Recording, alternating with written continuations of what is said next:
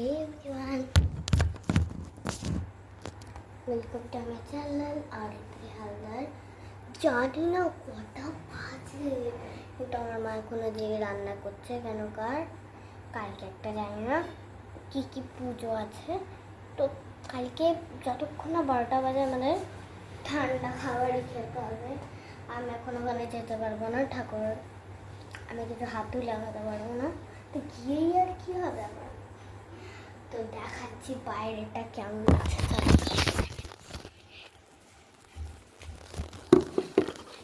দরজাটা খুলে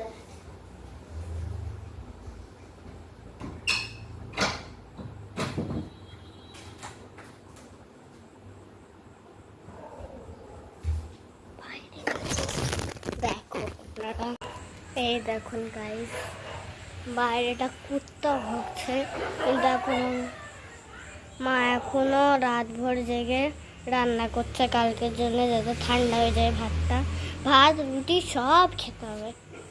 ঠান্ডা জিনিস, এবার ঠান্ডা জিনিসকে কি করব আমরা। এই পুরোটা এটা পড়োসানি আমাদের, ওখানে একটা পড়োসানি আছে আমাদের। এই পুরো আমাদের ব্যালকনি, পুরোটা এখানে জামা পাড়ানো আছে, স্কুলের জামাগুলো, মায়ের জামা, আর এটা আমি বলতে পারছি না। তো এইটা শুধু আমি দেখো কতটা রাত হয়ে গেছে, সবাই শুয়ে পড়েছে কিন্তু আমি ছাড়া।